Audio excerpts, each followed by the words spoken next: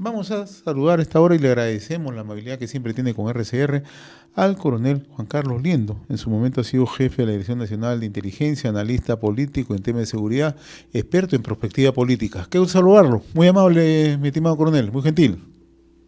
José, muy buenos días y un gusto estar nuevamente en tu programa, dispuesto a intercambiar algunos puntos de vista y mostrar sobre todo un enfoque diferente a lo que normalmente circula por los medios de comunicación. Y en ese enfoque diferente yo le pido una perspectiva de lo que está pasando en el Perú. O sea, hoy se está convocando un paro, si bien es cierto, es restringido, pero un paro donde aglutina distintos sectores que naturalmente el tema de seguridad ciudadana es un tema que preocupa a toda la ciudadanía en general, pero también ya se están incorporando otras plataformas de carácter ideológico, ¿no? Entonces aquí el escenario que se presenta o que se configura es totalmente ya diferente al que ocurrió hace 2 semanas. Entonces, ¿qué es lo que puede ocurrir si es que el gobierno no toma acciones, si el gobierno no despierta, si el gobierno por lo menos no presenta un plan mínimo?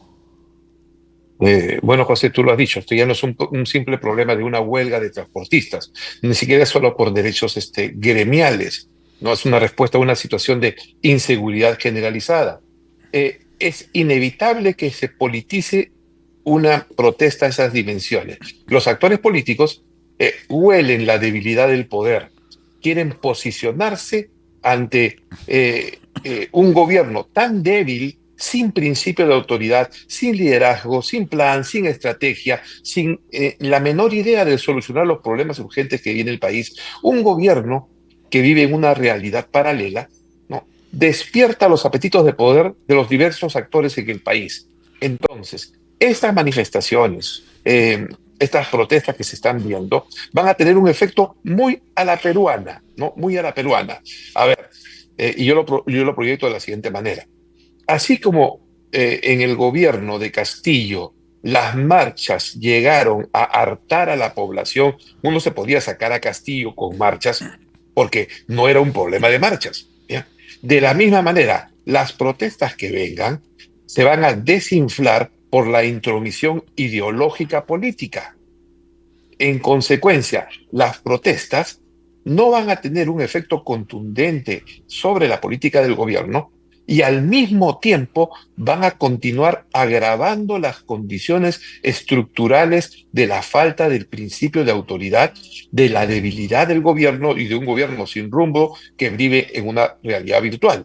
¿Qué quiere decir Por esto? más débil que esté el Que gobierno, por más débil sí, que se encuentre el gobierno. sí, por más débil que esté el gobierno porque está atado al Congreso, al igual que Castillo en su momento.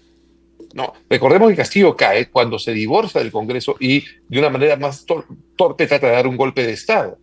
Este gobierno, por más débil que siga, o sea, va a continuar en este marasmo de caos, porque está aliado con el gobierno y con actores claves de los poderes fácticos, que son grupos económicos e empresariales, medios de comunicación, que quieren llegar al 2026 como sea, a costa del empoderamiento del crimen transnacional organizado, a costa del sufrimiento de las personas más débiles, las mujeres, los niños, los pobres, los enfermos, en una economía donde el ser formal se convierte en un mito. Aquí se empodera la economía ilegal, porque la corrupción y el poder del Estado no existen. Entonces, aquí estamos viviendo una situación de anarquía, ¿no? Una situación de anarquía que es reflejo de una anomia política donde cada quien hace lo que quiere.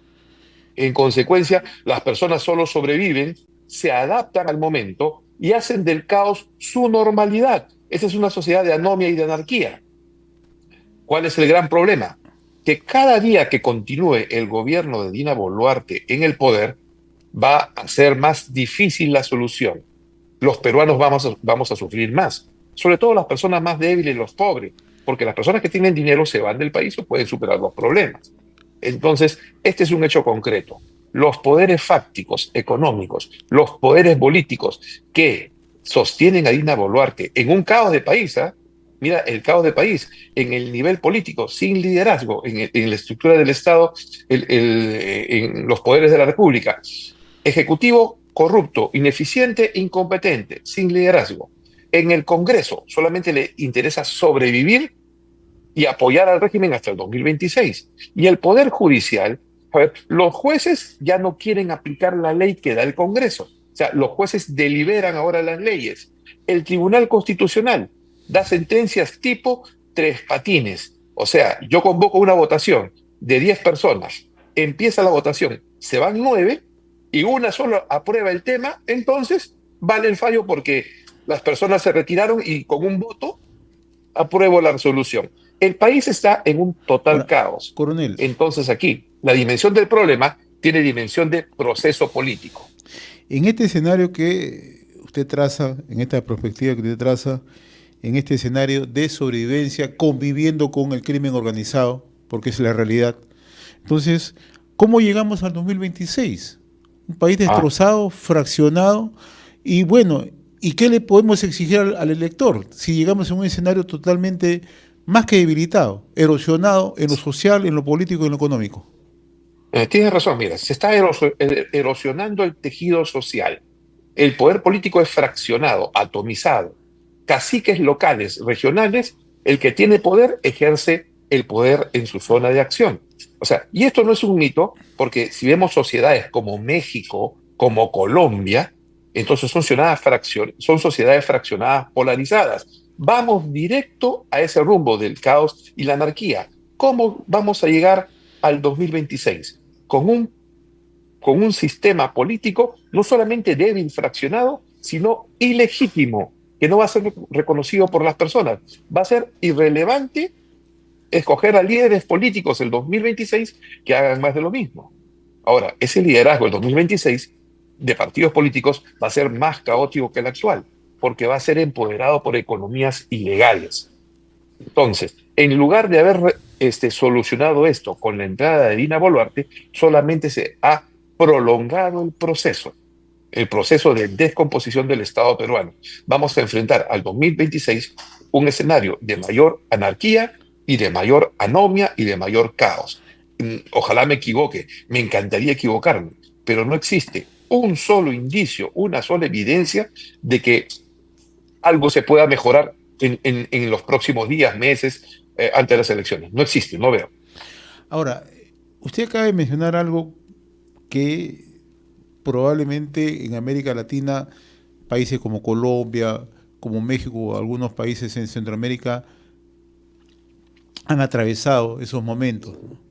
Y en nuestro país tenemos economías ilegales, usted acaba de citarla: narcotráfico, minería ilegal, tala indiscriminada, trata de personas, lavado de Contrabando, activos, etcétera, etcétera. Podemos mencionar otras actividades ilícitas. Pero no solamente es que ingresa dinero negro, sino que ese dinero negro controla. Ese exactamente. dinero negro puede controlar colectividades políticas, en todas las colectividades políticas. O sea, ese es el riesgo que nos corremos. Sí, estamos en ese proceso. Todavía tenemos alguna esperanza porque este proceso es muy rápido, súbito. O sea, aquí en el país, digamos, nuestra sociedad no es caótica, tiene un componente de orden muy importante que está en el inconsciente colectivo. Aquí el Perú se acomoda muy rápido a una autoridad efectiva.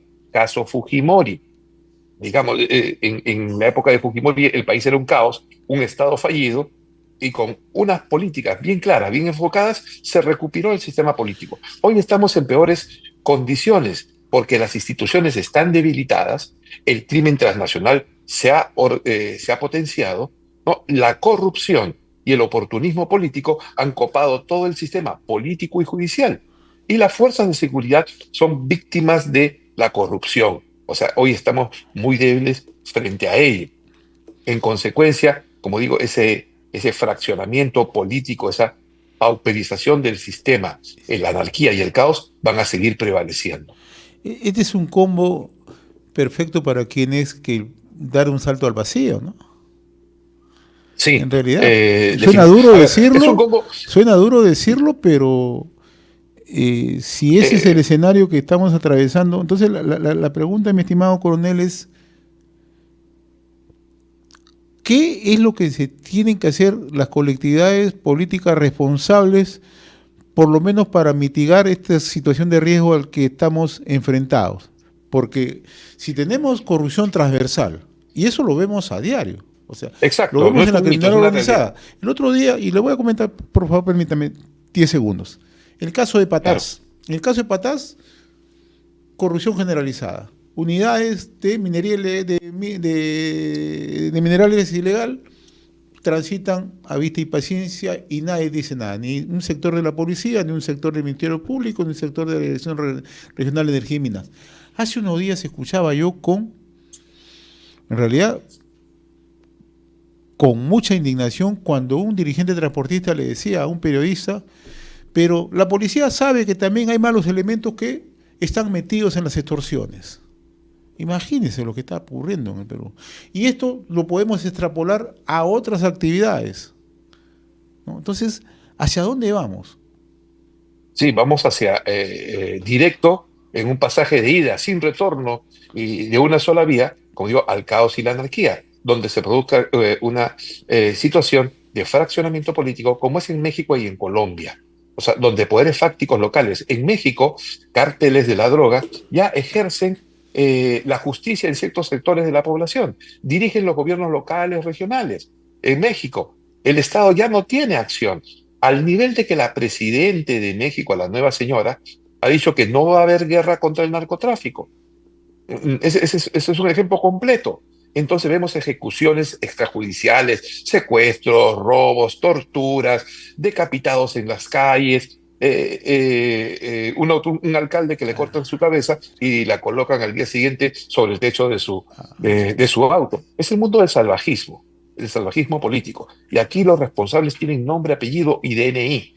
Y son los políticos que están en el poder, que con su incompetencia, frivolidad y vivir en una realidad paralela donde solamente quieren pasar el tiempo para seguir ganando dinero del Estado, son los principales culpables y responsables de llevarnos a esta situación de una manera totalmente que genera impotencia en todas las personas. Mira, el Perú hace 4 años era diferente. Con la pandemia y el COVID se han acelerado, con la pandemia del COVID y el mundo post pandemia de las migraciones masivas, todo este proceso se ha acelerado. La única forma de salir adelante con ello, a ver, hay tres opciones, digamos, tres opciones. La opción de continuar con la debilidad del gobierno, del Estado y del poder político, es llevarnos al caos y la anarquía. La acción de la fuerza es muy duro, va a generar conflictos internos, incluso hasta el borde de la guerra civil, y por sí misma no va a solucionar nada. La única acción razonable es recuperar la institucionalidad política, recuperar la institucionalidad del Poder Judicial, que hoy día está por los suelos, desde el Tribunal Constitucional hasta la última fiscalía del país. Recuperar la institucionalidad del Congreso. Quiere decir, recuperar los tres pilares de la institucionalidad del Estado. Es la única salida razonable. Va a costar, va a ser muy duro, pero si no se hace, vamos a estar entre la debilidad de la anarquía, del caos, a manos del crimen transnacional o de un gobierno duro, autoritario, dictatorial, que trate de hacer algo que no va a funcionar efectivamente. Esa es la realidad y tiene que ser difundida y tiene que ser explicada por los periodistas de buena fe que quieren y llaman a su país, José. Hace unos años salió un libro, Gomorra, de Ítalo Salvino, de Roberto Saviano, ¿no? Ya. Sobre el crimen transnacional y cómo operaban, ¿no? Y uno cuando empieza a mirar el lado peruano, empieza ya a sentir que estamos cerca de ello. ¿Por qué? Porque ya sabemos que el crimen organizado lo que está haciendo es contratar bufetes de abogados, oscuros por cierto, para salir en Claro, defensa de ellos inmediatamente cuando ocurren, o desprestigiar a buenos policías. Esto está exactamente. ocurriendo en Trujillo, y esto lo venían advirtiendo algunas personas en Trujillo, es por un lado. Es Contratan a cierto. auditores también para lavado de activos. Contratan a especialistas en reestructuraciones financieras o administrativas o empresariales para crear empresas. Entonces, ¿cómo desmontamos todo eso? Sabemos que existe. Usted es un hombre de inteligencia, conoce muy bien el tema, sabe que eso existe. ¿Cómo desmontamos eso? Bueno, este es un mundo de las multinacionales del crimen, ¿no? Que se expanden en todos los países con ese modo operandi que muy bien lo has señalado. La parte más crítica es la parte de Odebrecht, digamos, ¿no? Que terminó corrompiendo en forma absoluta a casi todo el sistema político peruano, de todo tipo de posiciones, ¿no?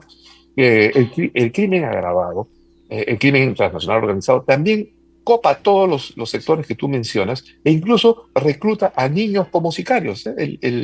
El escenario es totalmente caótico. Vamos a ver cómo solucionar esto, que es simple, y una solución concreta. O sea, no existe varita mágica para solucionarlo de la noche a la mañana. Esto va a ser un proceso. Y un proceso que se debe basar sobre pilares de la realidad de la condición humana. O sea, a ningún humano, en la mayoría, le gusta ser delincuente o estar al margen de la ley. A los seres humanos no les gusta estar sometidos bajo el miedo de criminales. O sea, es una cosa antinatural. Aquí se requiere, voy a tratar de ser lo más concreto y aterrizado posible, una reforma de estructuras políticas, económicas y sociales. Eh, ya me refería a la parte política, en la parte de la economía. No se puede ignorar que la minería ilegal es un fenómeno no solamente delincuencial, es un fenómeno político y también económico y social. Miren, entonces, ¿cuál es aquí el principal obstáculo para el crecimiento de la minería ilegal? Es un sistema de explotación minera que privilegia a ciertos grupos de poder que también sobreviven de la minería ilegal. O sea, miren, ¿no? El punto es poner orden. Aquí requiere reformas estructurales que integren a la población informal a la formalidad, bajo el control de la ley. O sea, no puedes tú desaparecerlo esta noche a la mañana, tiene que haber un proceso, por ejemplo, de formalización de la minería para que en términos sociales los mineros tengan mejores condiciones de trabajo para que generen riqueza formal, respaldada por el Estado. Y aquí, por ejemplo, aquí la clave es, esto es algo atrevido y obviamente motivo de debate, por ejemplo, el Estado debe tener el monopolio del refinamiento del oro y del comercio, el monopolio del refinamiento del oro, y a partir de ese monopolio controlar, digamos, que no salga oro fuera del país sin los canales formales. Si el Estado ofrece canales formales para legalizar la producción de oro a precio de mercado informal y con beneficios de formalidad y de ley, sería un gran paso. Si el Estado tiene el monopolio del refinamiento, podría controlar la producción, evitar la contaminación y generar un orden político-social. Soluciones de ese tipo en la erosión del tejido social, reafirmar los principios de la identidad nacional y el valor de nuestra cultura. Por eso crea cohesión social, crea un nuevo de tipo normas de convivencia, ¿no? Donde las posiciones liberales progresistas tienen son las más perversas para erosionar el orden social. Entonces, José, sí hay soluciones concretas. Se requiere de nueva generación de políticos audaces, profesionales, potentes, con valor y coraje para encaminar al Perú en un nuevo rumbo de convivencia hacia el siglo XXI. Una última pregunta. Así como van Sí, las cosas con esa falta de liderazgo de la presidenta, un nivel de desaprobación por encima del 92%, hay quienes hacen un símil y dicen que la presidenta está en cuidados intensivos. O sea, ¿se va a mantener así en cuidados intensivos hasta el 2026? ¿O hay sectores que intentan mantenerlo en cuidados intensivos hasta el 2026? sí, definitivamente. A ver, en lo que podría ser teóricamente este proceso político, los poderes fácticos, económicos, empresariales, financieros, que son los que más ganan dinero y que mantienen en azul sus cajas hasta fin de año, son los que le dan respiración asistida, los que tienen a este gobierno en una cama de UCI y tienen la potencia de su poder económico. Manejan los poderes económicos fácticos, controlan las fuerzas de seguridad y controlan un gran sector de la prensa. Entonces, estas fuerzas, estos poderes fácticos, van a poder mantener a esta señora hasta el 2026. Y acá hay intereses cruzados. O sea, aquí, ¿quiénes son los interesados en mantener este gobierno y este tipo de política en el poder? Obviamente los poderes fácticos que solamente buscan tener a fin de año sus libros en azul. Tienen poder para hacerlo. Y también el crimen internacional organizado, que sabe que con este gobierno va a poder seguir avanzando. Aquí hay una alianza fáctica y perversa de políticos oportunistas irrelevantes, más poderes fácticos económicos que ven su propio beneficio y más el crimen organizado. ¿Quién es el que menos gana en esta ecuación? El pueblo peruano. Los ciudadanos honestos que quieren vivir en la formalidad, que quieren vivir en paz, que quieren trabajar, que quieren convivir en situaciones sin sobresaltos y sin violencia. Esta es la realidad. Y, en resumen, sí, el gobierno puede seguir hasta el 2026 con la asistencia de poderes fácticos, económicos y empresariales, nacionales e internacionales, con políticos oportunistas y con la ayuda del crimen transnacional organizado. ¿Nos estamos convirtiendo en un laboratorio político así como estamos? Ah, sí, de hecho. O sea, los laboratorios políticos no son parte de una teoría conspirativa. O sea, los laboratorios políticos son países débiles, críticos como el Perú. En pandemia, Perú ha sido un laboratorio político, Argentina es un laboratorio político, Chile es un laboratorio político, El Salvador de Bukele es un laboratorio político. Entonces, eso es lo que tenemos. En términos internacionales, la estrategia de dominio global dominante en nuestro hemisferio es la teoría del caos creativo de Brzezinski. Digamos, frente al realismo clásico, el caos creativo que es generar condiciones de incertidumbre para mantener estable situaciones de crisis, es parte de la teoría del caos creativo en términos de relaciones internacionales. Así que sí, es posible, el Perú, existen todas las evidencias de que sean un laboratorio político. De esta manera se